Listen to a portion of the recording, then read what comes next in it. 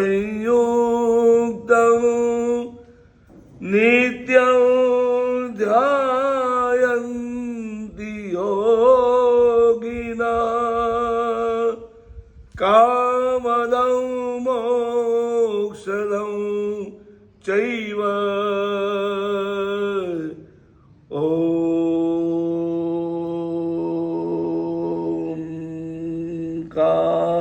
राय नमो नमः।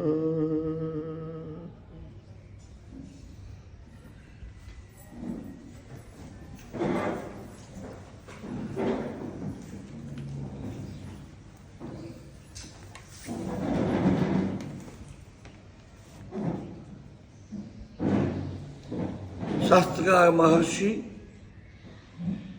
फरमाते हैं कि जैन दर्शन की एक परंपरा है कि धर्म की स्थापना वो ही करते हैं जो संपूर्णतया ज्ञानी बन जाते हैं। जब तक ज्ञान की थोड़ी बहुत भी मात्रा कम हो तब तक वो धर्म तीर्थ की स्थापना नहीं करते। यहां तक कि करीब करीब वो उपदेश भी नहीं देते। बोले चाहे जितने ज्ञानी हो, जब तक पूर्ण ज्ञानी नहीं बनेंगे,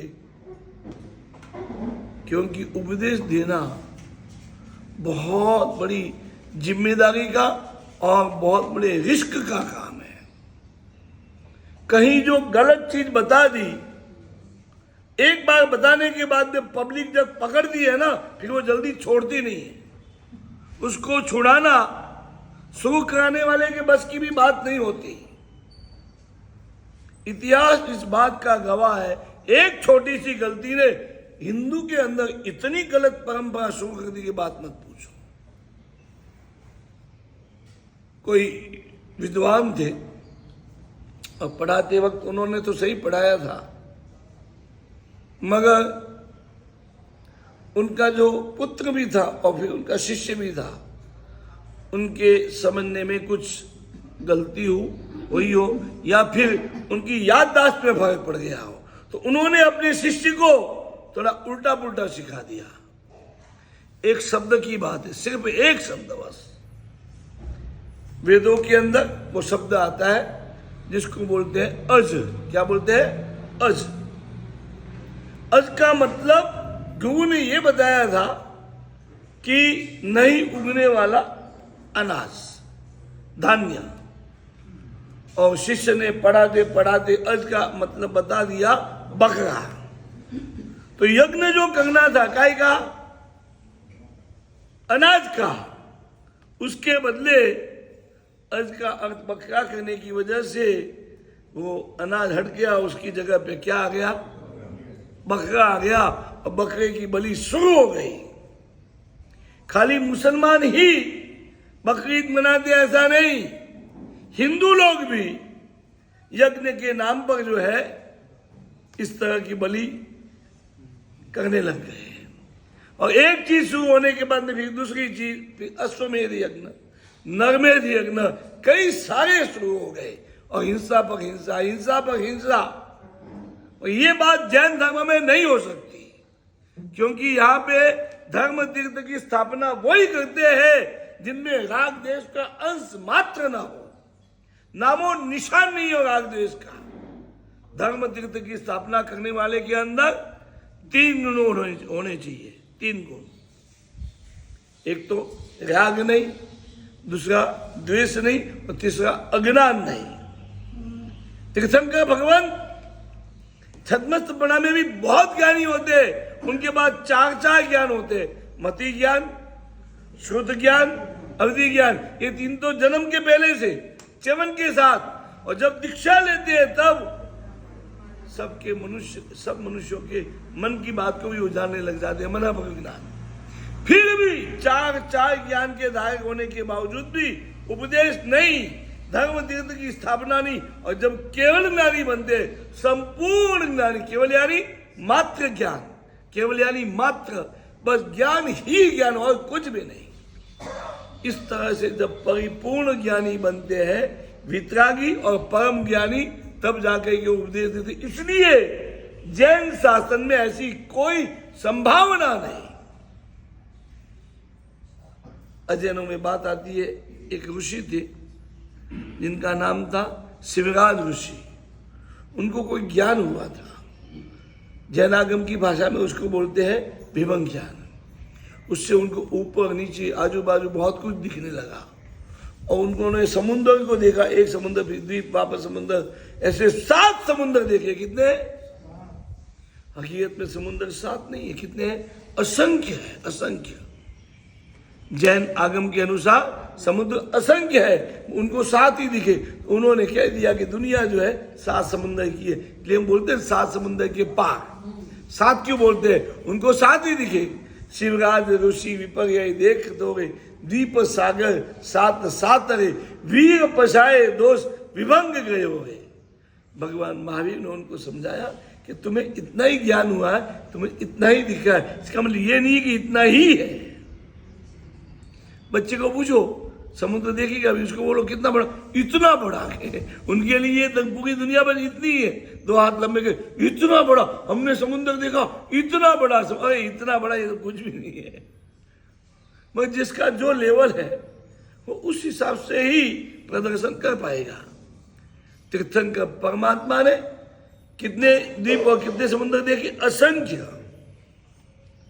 परमात्मा की, जैनागम की कई बातें ऐसी जो अच्छे अच्छे लोगों के दिमाग में बैठ नहीं सकती थी, मगर अभी ये जो साइंस जो आगे बढ़ा ना, जैसे जैसे आगे बढ़ता गया, जैन धर्म की एक एक बात, अखिल परमात्मा ने कही हुई एक एक बात जो है सत्य होती गई।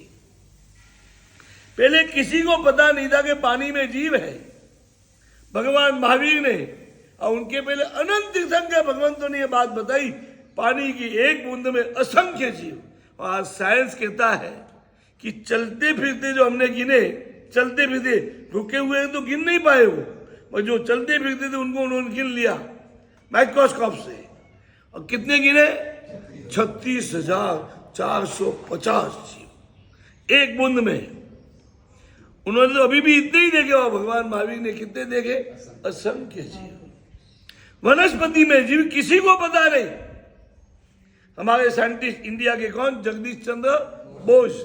और उसने जो है पूरी दुनिया को दिखाया कि वनस्पति में जीव है। और ये बात भगवान महावीर ने 2500 साल पहले बता दी थी। तो साइंटिस्ट नहीं, जैन समाज के छोटे छोटे बच्चे को भी मालूम कि पानी में जीव, वनस्पति में जीव। दुनिया के बड़े बड़े साइंटिस्टों को वो जो मालूम नहीं, वो जैन समाज के एक छोटे बच्चे को भी मालूम है। ये अपना कितना परम सौभाग्य है, अपन कैसे धर्म में आए हैं, कैसा धर्म हमें मिला है, तो बड़े साइंटिस्टों को पता नहीं, वो हमें बहुत इजीली मालूम है। हेनरिक कैंडिस नाम का एक साइंटिस्ट हो गया। क्या नाम? Henrik Candis. उसने एक नया आविष्कार किया पानी के बारे में। उसने बताया कि ये पानी जो है, भले हम पानी कहे, मूलभूत रूप से पानी नहीं है। क्या है? हवा है। पानी क्या है? देखो, हवा का वजन नहीं होता। एक सोचने की बात है, हवा का वजन नहीं होता। हो सकता है? नहीं होता है, और दिख भी नहीं सकती। मगर वही हवा, एक हवा का नाम हाइड्रोजन और दूसरी हवा का नाम ऑक्सीजन, ये दोनों गैस जब मिलते हैं H2O, तो क्या हो जाता है? और अपने घर में रोज बनता है ये पानी। बनता है कि नहीं? हवा में से कहाँ बनता है? एसी में। टपकता नहीं है क्या? कहां से आता है वो? एसी में से पानी टपकता है। आपने कभी सोचा कि पानी कहां से आ रहा है? कहीं से पानी जाने का रास्ता नहीं है, पानी दिया नहीं जाता, फिर भी पानी कहां से निकलता है? बस वही बात है। ये H2O वाली बात जो हेनरिक कैंडिस ने आज दुनिया को बताई, भगवान महावीर प्रभु ने 2500 साल पहले सुईगड़ांग सूत्र के अंदर वही, किसमें? सुईगड़ांग प्रभु ने बताया कि पानी मूलभूत द्रव्य नहीं है, ये पुद्गल का स्वभाव है रूपांतरित होने का। तो ये हवाई जो है पानी के रूप में रूपांतरित होती है। किसी के समझ में नहीं आई थी बात, जब साइंस ने बताया मान लिया। हवा कभी हिलती है पानी की तरह? हिलती है? आज हिलने लग गई। किसमें? गैस सिलेंडर को हिलाओ आप, पानी है क्या गैस सिलेंडर में? अब हिलाएंगे तो लगेगा साला पानी है। लगता है कि नहीं लगता है? क्यों? गैस का एक ऐसा रूप है, आप उसको निकाल दो, पानी नहीं दिखेगा। हिलाएंगे तो पानी जैसा लगता है। जब हम सिलेंडर को हिलाते हैं ना तो पानी जैसा लगता है ना कि अंदर पानी हिल रहा है, और उसको खोल के देखो फटाक से सब निकल जाएगा और कुछ नहीं दिखेगा, कुछ भी। कई चीजें ऐसी है जो हमारे दिमाग में बैठ नहीं सकती, मगर वो होती है। हमारे दिमाग में नहीं बैठने से हम ये नहीं कह सकते कि नहीं है, ये कह सकते हैं मेरे समझ में नहीं आ रही है, मेरे पल्ले नहीं पड़े। वहां तक तो ठीक है, आपको नहीं, मैं नहीं देख रहा ऊपर क्या क्या बड़ा है, यहां से नहीं दिखने से थोड़ी मना कर सकते ऊपर कुछ भी नहीं है, क्योंकि मुझे नहीं, अरे तुझे नहीं दिखता है तो क्या हो गया भाई, तेरी पहुंच नहीं है वहां। जब तू ऊपर जाएगा तब तुझे दिखेगा। पर ज्ञानी ऐसे होते, कहीं भी बैठे हो कहीं की भी बात बता सकते हैं। भगवान महावीर ने एक ऐसी बात बताई जिससे ऐसा लगता है कि भगवान महावीर तो गप्पे ठोकते थे, ऐसा लगता है। वो बात मैं आपको बताने जा रहा हूं। भगवान महावीर ने बताया कि दुनिया में 101 चंद्र नहीं है, 5-10 नहीं है, 25-50 नहीं, 100,000 नहीं, लाख करोड़ नहीं है, अनगिनत असंख्य है। सूर्य भी कितने हैं? अनगिनत असंख्य।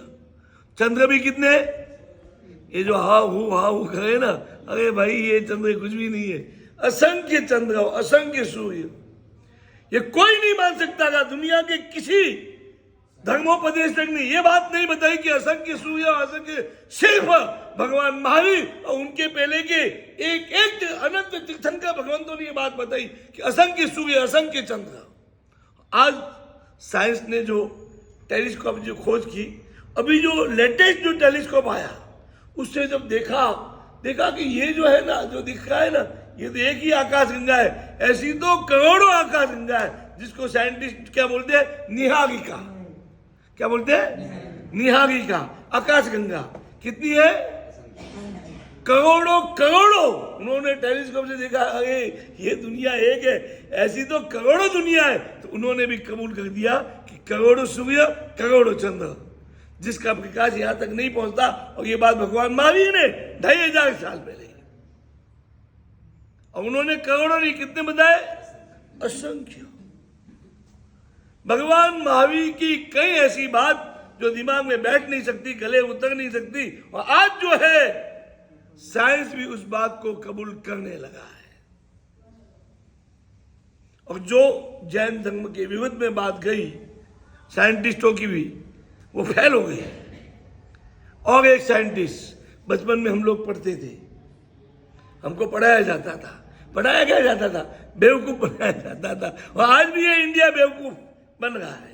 बड़े चंद्र पर पहुंचने की बात करते हो, फिर भी कुछ बेवकूफी इस देश में जो चल रही है वर्ल्ड में, उसको नहीं मानते। एक साइंटिस्ट हो गया डार्विन, जिसने उत्क्रांतिवाद की स्थापना की। हर चीज का विकास होता है, उत्क्रांति यानी विकास, हर चीज में विकास होता है। तो होते होते होते चीज कुछ की कुछ बन जाती है। तो बंधक जो थे, पनपते पनपते क्या बन गए? हमारे बाप दादे बन गए, हमारे पूर्वज बन गए। हम किसकी औलाद? कितना उल्टा पुल्टा सीखा। और फिर भी आप लोग कितने होशियार हो, कितने समझदार हो, ऐसी बात भी आपने मान ली कि आपके पूर्वज सब बंदर थे। यदि मान लो बंदर में से जो मनुष्य बना, तो आज की तारीख में जो बंदर दिख रहे, उन्होंने कौन सा गुनाह किया जो वो मनुष्य नहीं बन पाए?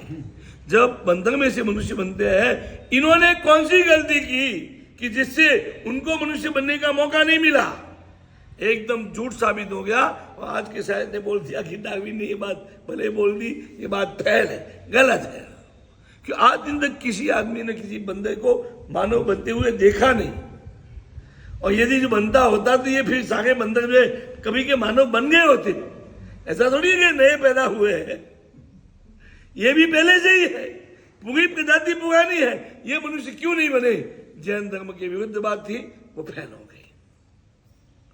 मगर साइंस की भी ताकत नहीं है। और एक बात कहूं, साइंस कितना भी खोज करे, कितना भी, सर्वज्ञ भगवंत के अंश मात्र भी वो नहीं आ सकते। आज भी आत्मा के बारे में ये लोग अंधेरे में है। आत्मा क्या चीज है, वो कौन सी एनर्जी है, क्या है, उसके समझ के बाहर की बात है। क्योंकि कई ऐसे केसेज आए। आपने टीवी में देखा होगा उसको, किसको? कौटिल्य, चाणक्य, वो और अमिताभ दोनों पास पास में खड़े हैं। वो बोलता है कि तुम बड़े आदमी हो। कौटिल्य बोलता है, अमिताभ के नहीं, तुम बड़े आदमी हो, मैं तुम्हारे सामने कुछ भी नहीं। कैसे कैसे सवालों का कैसा कैसा जवाब देता है। और एक वो छोटा सा कोई 1.5-2 साल का बच्चा कोई भी कंट्री के मेन सिटी की बात उसको पूछ लो, यू फटाक से जवाब देता है। छोटा सा 2 साल का जो मम्मी की गोदी में बैठने वाला है, चल भी नहीं सकता, मम्मी की उंगली पकड़ के मुश्किल से 2 कदम चल सकता है, वो बच्चा दुनिया का कोई बड़ा मनुष्य जवाब नहीं दे सकता, ऐसे ऐसे जवाब देता है। और अचानक से कोई बालक बोलता है कि मैं 70 साल का था। कितने साल का? और आज भी मेरे बच्चे वहां पे है, मेरी बच्चियां हैं, मेरी पत्नी है, ये है वो है। और उन घर वालों को कई बातें मालूम नहीं है जो मुझे मालूम है। और जब उसको वहां लेके गए, उसने कई घर की ऐसी बातें बताई जो उनके घर के वडील को ही मालूम थी, बाकी सबके लिए रहस्य था। वो सारा रहस्य उसने ओपन कर दिया। सारे साइंटिस्ट लोग विचार पड़ गए कि ये क्या। जंगल में एक आदमी हो गया, नाम अभी याद नहीं आ रहा है मुझे, उसने किताब लिखी है। और वो किताब गुजराती में अनुवादित हो गई या इंडिया में प्रकाशित हो गई। हूँ त्रिकाल ज्ञानी, पीटर हैकोस। ये डायबिटीज के बाद में थोड़ा फर्क पड़ गया है। पीटर हैकोस उसका नाम है। वो एक कड़िया था, कड़िया समझते हैं ना, बस मकान का काम करने वाला, चुनाई करने वाला। वो पीटर हैकोस अचानक काम करते करते ऊपर से गिर गया। गिरने से कोई ऐसी जगह पे चोट लगी, बेहोश। ले गए उसको अस्पताल में, और अस्पताल में ट्रीटमेंट करते करते वो होश में आ गया। जैसे ही होश में आ गया, सामने जो डॉक्टर खड़ा था उसको बोला, आपका नाम फलाना है। डॉक्टर हिल गया कि साला ये बेहोशी में से बाहर आया है और मेरा नाम बता नहीं, जबकि जिंदगी में पहली बार मिला है। आपके 2 लड़के, एक लड़का अभी 1 साल पहले ही परीक्षा में फेल हो गया। उसके घर की ऐसी ऐसी बात कह दी। किसी का रुमाल उसके हाथ में आ गया, ये फलाने का रुमाल है, वो ऐसा है, वो वैसा है, वो तैसा है, ये सब बताने लग गया। डॉक्टर चक्कर खा गया, वो बेहोश हो गया। ये क्या है? वो जैसी होश में आया तो डॉक्टर को उसने बेहोश कर दिया। ऐसी ऐसी बातें बोलने लग गया और अच्छे अच्छे साइंटिस्टों के समझ में नहीं आई। और फिर साइंस के कुछ ऐसे नियम जो समझ में नहीं आ रहे थे, कुछ गणित के नियम थे वो समझ में नहीं आ रहे, उनके सामने रख के उनका सब सॉल्यूशन दे दिया उसने। किसने? पीटर हैकोस ने। एक बार आप जरूर ये किताब पढ़ना। क्या नाम है उसका? हूँ त्रिकाल ज्ञानी बन्यो अने पछी। क्या नाम है? हूँ त्रिकाल ज्ञानी बन्यो अने पछी। और लेखक का नाम क्या है? पीटर हैकोस। गजब की बात कह दी उसने, गजब की बात है। बहुत लंबी बात है, शॉर्ट में और एक बात कह दूं। एक बार ट्रेन में बैठा था वो, अचानक उसने बोला आजू बाजू वालों को कि अपने गाड़ी में हिटलर चढ़ गया है। हिटलर तो गायब है, क्या हुआ क्या नहीं हुआ दुनिया को कोई पता नहीं। उसने बोला अपनी ट्रेन में हिटलर जो है चढ़ गया है। फिर बोलता कि हाँ हाँ है। पूरा सबको बोला चुप रहना, नहीं तो कुछ भी हो सकता है। उनको पता नहीं चलना चाहिए कि हमें पता है उनके बारे में। और जैसे कोई एकदम लंबा सा आदमी, हिटलर तो लंबा था, एकदम से वहां उसने एंट्री ली। उसने बोला इधर आने वाला है। सबने देखा, सबको लगा कि हाँ यार कुछ तो है, मगर किसी की हिम्मत नहीं। खतरनाक तो था ही, यूं जो खोपड़ी पकड़ी यूं करता ना, पूरी खोपड़ी निकाल देता, इतना खतरनाक था ये हिटलर। उसके लिए किताब लिखी है जो मैंने पढ़ी थी, कलयुग का रावण। क्या लिखा था? कलयुग का रावण। सब चुपचाप बैठे रहे। थोड़ी देर में वो स्टेशन आया, चला गया, उतर गया, जो भी हुआ, पर उसने फिर मुंह बंद कर दिया, क्योंकि उसके समझ में आ गया कि उसके बारे में बोलने से कुछ भी हो सकता है। ऐसी कई बातें उसने बताई। ये ज्ञान कहां से आया? तो ये साइंटिस्टों के समझ के बाहर की बात है। भगवान महावीर ने सबका समाधान दिया है। दुनिया का कोई ऐसा सवाल नहीं जिसका समाधान जैनागमों में ना हो। हमारे आचार्य भगवंतों ने कैसा काम किया ज्ञान के विषय में आपको मालूम है। एक हमारे आचार्य श्री ने ग्रंथ बनाया, और किसी के हाथ में आया वो एकदम से, वो ये क्या ग्रंथ है। तो तत्कालीन राष्ट्रपति हमारे थे, सबसे पहले राष्ट्रपति कौन थे? डॉक्टर राजेंद्र प्रसाद, राधा कृष्ण बादेव हुए। डॉक्टर राजेंद्र प्रसाद जी को वो समर्पित किया गया। डॉक्टर राजेंद्र प्रसाद जी ने उसको जैसे देखा, उन्होंने बोला दुनिया की जो 7 अजायबी है उसके ऊपर ये 8वीं अजायबी, क्या चीज? जैनाचार्य का बनाया हुआ एक ग्रंथ इस दुनिया की 8वीं अजायबी। कारण वो ग्रंथ कुल मिला के 720 भाषा में लिखा हुआ। कितने? 720। और वो भी अलग अलग नहीं कि एक पन्ना गुजराती में, ये दूसरा हिंदी में, तीसरा इंग्लिश में, चौथा मराठी, 5वां कन्नड़, फिर ये तेलुगु, तमिल, ऐसे नहीं। वो के वो शब्द, वो के वो गुजराती में पढ़ सकते हैं, हिंदी में पढ़ सकते हैं, तेलुगु तमिल में पढ़ सकते हैं, संस्कृत प्राकृत में पढ़ सकते हैं, अपभ्रंश में, दुनिया की अलग अलग अलग अलग कितनी 720 भाषा में पढ़ सकते हैं। पहली बात तो ये है, दुनिया का कोई भी आदमी 720 भाषा सीखेगा कैसे? और सीख लिया तो मैं आपको एक कसरत देता हूं, घर जाना, कल प्रवचन में आओ तब ये त्याग करके आना, पर एक लाइन बनाना, एक लाइन जिसके अंदर ज्यादा नहीं 15 शब्द हो। कितने? 15 शब्द बस। और वो गुजराती में भी लागू हो और हिंदी में भी। गुजराती हिंदी तो कैसी बहने जैसी है दोनों। गुजराती में भी लागू पड़ जाए, हिंदी में भी उसका मीनिंग हो सके। जैसे वो एक वाक्य नहीं आता है, लिमड़ी गामे गाड़ी मली, यहां से पढ़ो, यहां से लिमड़ी गामे गाड़ी मली, यहां से भी पढ़ो लिमड़ी गामे गाड़ी मली। इस तरह से एक वाक्य बना के लाना जो गुजराती में भी उसका मीनिंग हो सकता हो और हिंदी ग्रामर के हिसाब से भी उसका मीनिंग हो सकता हो। 720 नहीं, खाली 2 ही भाषा का किया हो, और कोई ग्रंथ नहीं, वो ग्रंथ हजारों श्लोक प्रमाणे, वो नहीं, खाली एक लाइन आप कसरत करोगे ना, शाम तक पसीना छूट जाएगा, आपका दिमाग फैल हो जाएगा, मगर आप नहीं बना पाओगे। अब उस महापुरुष ने 720 भाषा में, राजेंद्र प्रसाद जी ने कहा कि दुनिया की 8वीं अजायबी, और दुनिया को हम दिखाएंगे हमारे भारत के अंदर कैसी कैसी खोपड़ियां हो गई है, और इसलिए भारत सरकार इसके प्रकाशन का पूरा खर्चा करेगा, बाकी कोई नहीं करेगा। जैन समाज को खर्चा करने की जरूरत नहीं, भारत सरकार, और भारत सरकार ने वो ग्रंथ छपाया। अभी तक में मुश्किल से कोई 60-62 जितनी भाषा ही उसको समझ पाए, बाकी भाषा कोई समझ नहीं पा रहा है। तो 720 भाषा पहले उस महापुरुष ने सीखी, फिर ऐसे कोई सेटिंग की उन्होंने कि जो सेटिंग 720 भाषा में लागू हो सके, चलती रहे। क्या बात है! ऐसी एक चीज नहीं मैं बताने बैठू ना, ये विज्ञान कम पड़ेगा। और एक महापुरुष हो गए जो जहांगीर की राजसभा में जाते थे, मुल्लाओं को अच्छा नहीं लगा कि यार ये काफिर जो है, सारे हिंदू उनकी नजरों में क्या होते हैं? काफिर होते हैं। ये काफिर साला रोज यहाँ आता है और जहां पना जो है इनकी बातों में आते जा रहे, कुछ तो करना पड़ेगा, बादशाह को समझाना पड़ेगा कि इन काफिरों से तुम दूर रहो।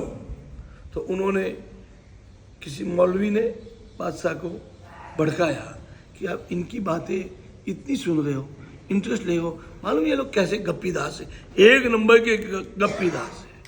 इनके आगम सारे गप्पों से भरे हुए हैं, इतने ऊंचे आगम, और वो भड़का है। और उसने बताया कि सबसे बड़ा गप मैं आपको बता देता हूं, आज आप पूछ लेना तो आपको पता चल जाएगा हमारी बात कितनी सही है। क्या बोलोगे? वो ये बोलते कि उनके जो शास्त्र है, उनकी हर एक लाइन जो है ना, उसके सैकड़ों नहीं, हजारों नहीं, लाखों नहीं, कोई अनगिनत अर्थ होते हैं। हो सकता है ऐसा, पासा भी विचार पड़ गया कि यार एक सेंटेंस होगा, एक मीनिंग होगा, 2 हो सकते हैं, ज्यादा 2-4 हो जाए, कोई लाखों करोड़ों हो सकते हैं क्या? ये बात तो गलत है। बादशाह ने कहा ठीक है, मैं देख लेता हूँ, उसको भेज दिया। और फिर राज्यसभा जब इकट्ठी हुई, वो महाराज साहब भी पधारे, और जब वो पधारे तो उन्हें पूछा गया कि महाराज श्री, आपके आगमों के बारे में ऐसा बोला जाता है कि उसके एक एक सूत्र के अनंत अनंत अर्थ होते। तो क्या? हाँ, एकस्य सूत्रस्य अनंतो अर्थो, ये शास्त्र वाक्य है, आगम पाठ है। क्या है? एकस्य सूत्रस्य अनंतो अर्थो। तो कि भगवान ऐसे कैसे हो सकता है? तो मैं आपको बता दूं, बताइए। तो एक काम कीजिए, कल जो है अपन कार्यक्रम रखते हैं, क्योंकि ये कार्यक्रम थोड़ा लंबा चौड़ा रहेगा, छोटा कार्यक्रम नहीं है, ठीक है। ये कहाँ की बात है? दिल्ली की बात। और राजा को बोल दिया था कि सारे संस्कृत के विद्वानों को बुला लेना, और दूसरे दिन जो जितने भी दिल्ली में विद्वान थे सब के सब इकट्ठे हो गए, और महाराज श्री भी पधार गए। महाराज श्री ने बोला सबको कि भाई ऐसा करो, कोई भी एक वाक्य मुझे बना के दे दो। सब विद्वानों को बोला, और विद्वान की औकात कितनी थी, उन्होंने वाक्य बना के दिया, राजा नो ददते सौख्यम, राजा नो ददते सौख्यम, यानी राजा नो यानी हमको सुख देता है। अब यही राजा की खुशामद के अलावा क्या आ सकता है? जैन साधु तो एक अलग बात है। और महाराज श्री ने उसके अर्थ करने शुरू किए। पहला अर्थ तो क्या था? राजा हमको सुख देता है। फिर उन्होंने अर्थ करने शुरू किए, 1 2 3 4 5 10 25 50 100 200 500 1000, कितने किए होंगे बोलो आप अपना दिमाग लगाओ, सोच के बताओ, लिमिट बता दो। 5000 किए होंगे? 5000 हो सकते हैं? हाँ,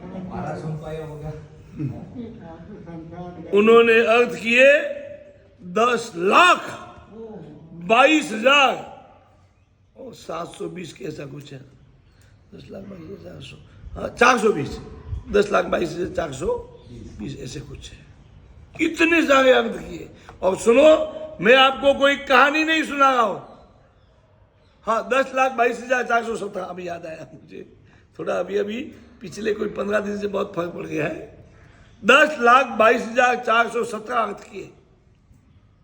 और ये नहीं है, कोई कहानी नहीं है। महाराज श्री ने देखा कि आज तो ठीक है, गुरुदेव की कृपा से हमें इतना ज्ञान है, आने वाले समय में इतना ज्ञान भी नहीं होगा, और जो कोई पूछेगा तो क्या होगा। तो उन्होंने क्या किया मालूम है? सारे ग्रंथ वो अर्थ लिखने शुरू किए, और उस ग्रंथ का नाम रखा, क्या नाम है? 10 लाख थे तो उसका नाम होना चाहिए 10 लक्षी। उन्होंने नाम क्या रखा मालूम? अष्टलक्षी। क्यों? मान लो कोई ईर्ष्यालु हो, जलने वाला हो कि ये मुझे तो नहीं जचेगा, ये मुझे नहीं, ये मुझे जम नहीं आए, ऐसे करते करते भी 2 लाख तक तो वो मर ही जाएगा। 8 लाख से कम तो वो कर ही नहीं सकता। इसलिए अर्थ 10,22,407 है। 407 में 407, मगर कम से कम 8 लाख तो बचेंगे, इसलिए उसका नाम क्या रखा? अष्टलक्षी। आज वो ग्रंथ मौजूद है, प्रिंट भी हो गया, और वो एक ही ग्रंथ के अंदर छपा हुआ है। उसका नाम है अनेकार्थ रत्न मंजूषा। क्या नाम है? अनेकार्थ रत्न मंजूषा। उसके अंदर अपन जो प्रतिक्रमण एक गाथा बोलते हैं, सिद्धार्थ मुद्दारम में आती है, 4 8 10 2 वंदिया जिनवरा 24। ये जो गाथा है, इस गाथा के अर्थ किए कितने? 112, वो भी उसमें छपे हुए। सत्ता के परमट सिद्धा सिद्धि तो इसके कितने अर्थ है? 112। ये भी आपको देखने हो तो किसमें देख सकते हैं? अनेकार्थ रत्न मंजूषा में। उसके अंदर अनेकार्थ यानी जिसके अनेक अर्थ होते हैं, ऐसे जो रत्न यानी ग्रंथ, उसकी पेटी है। वो कौन? पुस्तक, वो जो छपाया अनेक अर्थ वाले रत्नों की मंजूषा यानी पेटी, वो उसका नाम है। वो ग्रंथ छपा हुआ है, आपको किसी भी लाइब्रेरी में मिल सकता है। थोड़ा है पुराना, ऐसे कई ग्रंथ उसमें, कई ग्रंथ, और ज्यादा नहीं, जिसने संस्कृत में ज्यादा नहीं एमए किया हो, एमए, वो पढ़ने को बैठेगा ना तो 10,22,400 उनके समझ में आ जाएगा। सोचिए, एक महापुरुष ने 10,22,000 अर्थ हुए। जब बादशाह ने कहा कि बाबूजी अब बहुत हो गया, बंद करो, क्योंकि दूसरा भी तो काम होता है राजसभा में, तो सारा टाइम इसी में जाता है। वो बादशाह थक गया अर्थ पूछते, और उसने कह दिया कि मैं लोगों की बातों में आ गया था, मगर आपका जैन आगम महान है। आपने जो बताया एकस्थ सुत्तस्थ अनंतो एकदम सत्य है। ऐसे जैन धर्म के हम अनुयायी, हमारा ज्ञान कैसा होना चाहिए? आपके ज्ञान का नमूना दूं? देखो, अपने को कोई भी धर्म क्रिया करनी होती है ना, तो गुरु का आदेश लेना जरूरी होती है। जैसे आपको सामायिक करनी है, कोई भी क्रिया कपस्गान पालना है, चेतन करना है, तो सबसे पहले हम क्या करते हैं, खमाष्टा देते विनय के लिए। फिर उनको पूछते, विनय करके पूछते, क्या पूछते, इच्छा कारेण संदिशा भगवान क्रिया वयम परिक्रमा भी पूछते हैं ना। तो जब हम सामायिक लेते हैं तो उसके अंदर सामायिक संदिशा, सामायिक ठाव, ये सब बोलते हैं ना, उसमें एक आदेश आता है बेसने ठाव। हम समझते ही नहीं है क्या ये, बस सिखाया है बोल देते। बैठने ठाव का मतलब ये होता है कि जो खड़ा है आदमी वो पूछता है कि मैं आसन ऊपर बैठूं स्वाध्याय करने के लिए, और पहले से बैठा हुआ है और बोलेगा मैं बैठूं, तो क्या बोले, भाग भाई यहाँ से। बैठा हुआ तो है ही, फिर भी पूछ रहा है कि मैं बैठूं। खड़ा पूछे तो समझ में आता है, बैठे बैठे ही पूछता है कि मैं बैठ जाऊं, यही कहना पड़ेगा भाग जा भाई तू। अब उस समय कोई अजैन आया हो और वो जो प्राकृत का जानकार हो तो देखेगा यार ये भी गधा हो, ये भी गधे। पूछने वाला भी बावरा और जवाब देने वाला भी बावरा। ये बैठे बैठे पूछ रहा है कि मैं बैठूं, और ये बैठे हुए को बोलते हाँ भाई बैठो। क्या बैठो, तेरा मत्था बैठे। कितना गलत है। कई चीजों में ऐसा होता है, कई चीजों में। कई बार पढ़ने पढ़ाने में भी जो मैंने देखा है, सूत्र जो है ना इतने गलत चलते हैं कई लोगों के। कोई पढ़ने बैठा था, उम्र थोड़ी ज्यादा थी, और उसको पढ़ाया जा रहा है नमो यंताणम, नमो सिद्धाणम, नमो आय्याणम, नमो जैनम, नमो लोहे शब्द, वहां तक तो ठीक चला। फिर बोले कि ऐसो पंच नमुकारो, ये कोई राजस्थान की बात है, तो उसने बोला ए पहुंचो मुंडो काढ़ो। वो बोले ऐसो पंच नमुकारो, वो बोले ए पहुंचो मुंडो काढ़ो। अब कहा ऐसो पंच नमुकारो और कहा ए पहुंचो मुंडो काढ़ो। तो कितना ये ज्ञान का धर्म है, इसके ज्ञान का लेवल कितना ऊंचा है। हमारे एक महापुरुष ने ग्रंथ बनाया है, ऐसा ग्रंथ बनाया है आपको पता नहीं, आपका पूरा जीवन चरित्र उसमें है, आपका भी बोले यहाँ जितने बैठे आपका और मेरा सबका पूरा जीवन चरित्र, कब हम कौन थे, क्या थे, कहां से कहां गए, हमारा क्या हुआ, पतन कैसे हुआ, उत्थान कैसे हुआ, वापस पतन कैसे हुआ, वापस उत्थान, और हुआ तो कितना हुआ, कैसे कहां तक गए, वापस कहां से कहां तक गए, सारा इतिहास। और वो भी एक जन्म का होता तो अलग बात, जन्म जन्म का पूरा इतिहास उसमें लिखा गया है, संसार के सभी जीवों का।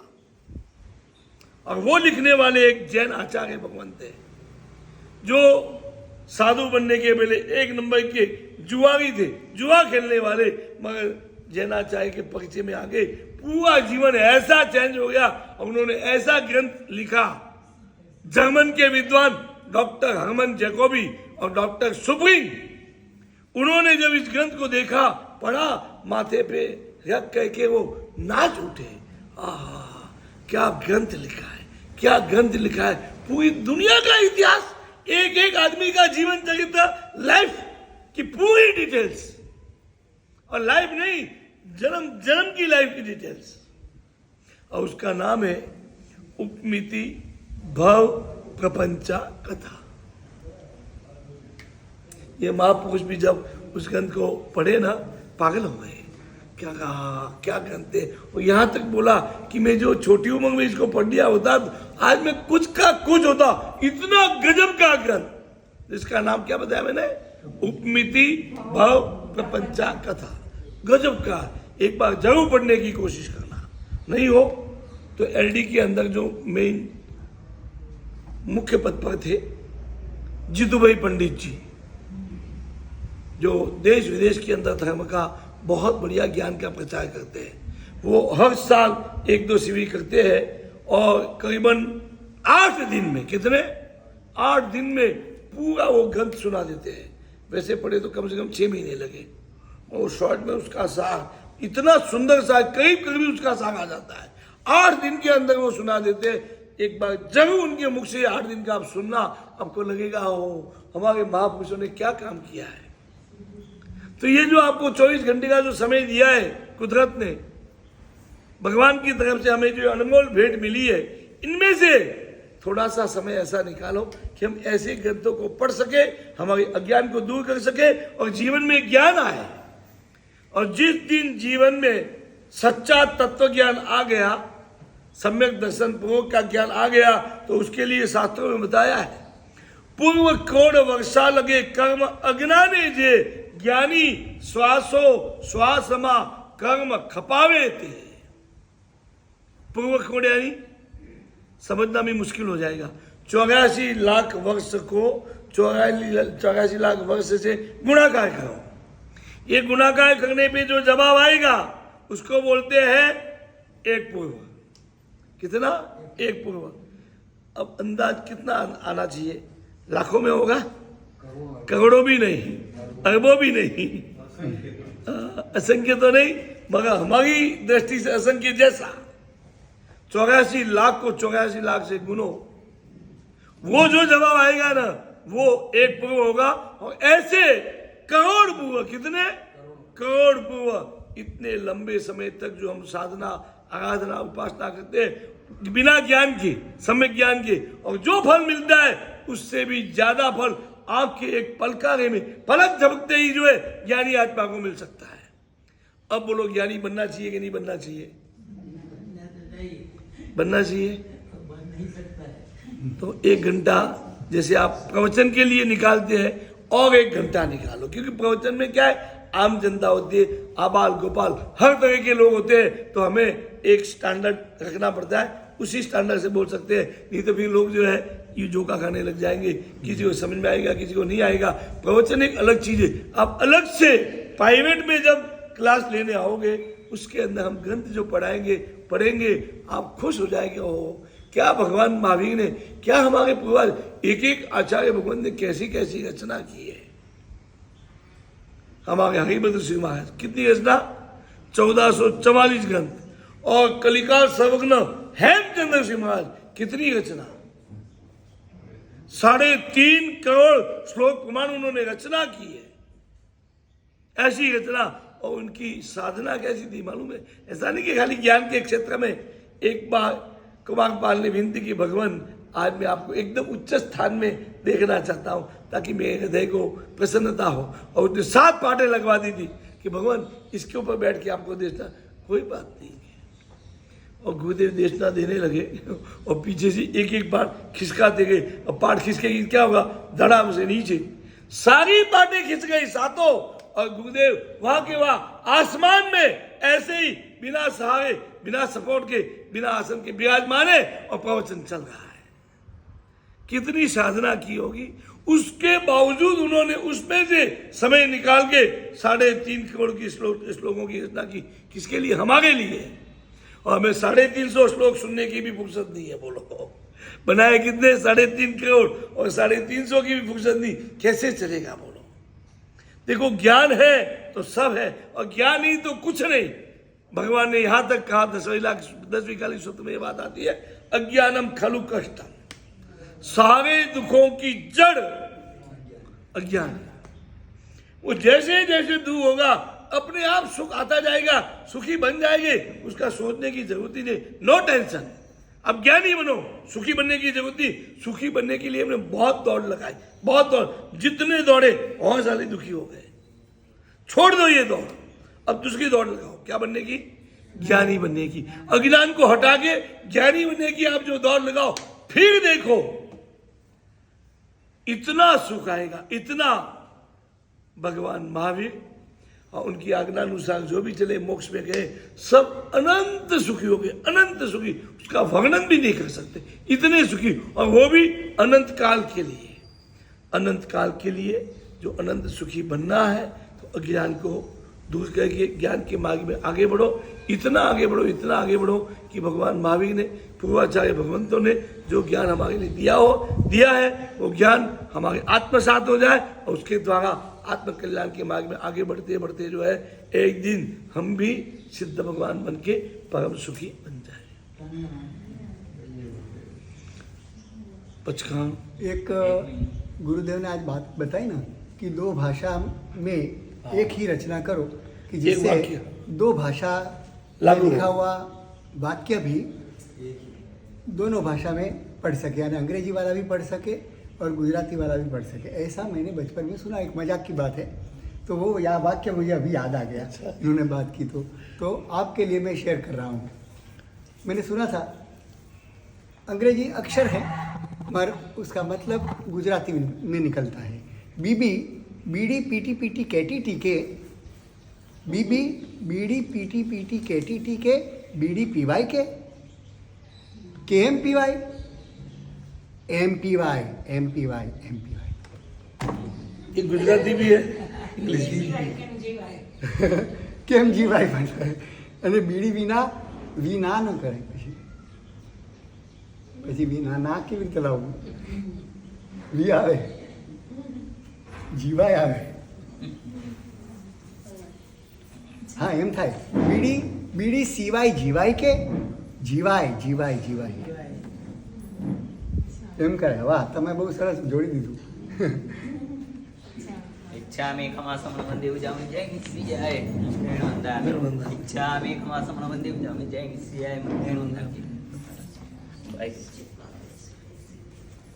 इचकार सुराई सुखतप शरीर निराबाध सुख संयम जात्रा मुचुटी स्वामी साता इच्छामि छा करने संदेश भगवान अभूत में बेहतर नहीं खावे छम खावे मेरा ही जंग किंचे अबत्यम बरबत्यम मते पाणी में व्याव छे आला में सलाम चात ने समाज अंदर भाषा कृपा साहिब जंग मध्य में निकल हम समूह में बाहर हम तो बे जान हम न जान हम कड़म इच्छामि खमासमन वंदे उजामि हम तेम इचकार बोला साइकर पचकानी आस्था सुधी नौकार स्थिति आई एम डी उगेश्वर उक्का सीएम पोगसी सड्ड पोगसी सो पगमट मुट्टी सीएम पच्चकाई उगेश्वर चुप आटम जनता वगैरह सहसा जनता दिनों सामने महात्मा आमिल के पच्चकाई पड़ता वगैरह सहसा लेवा ले गए तो जने के तो योर मुंजो के बाग महात्मा निगासम बियासम पच्चकाई ये में आश्रम जनता वगैरह सहसा संगागिया गानो अउन मुंडा बाग जावे महात्मा मानस ने बनवा आले अच्छे बोलिया वो सही।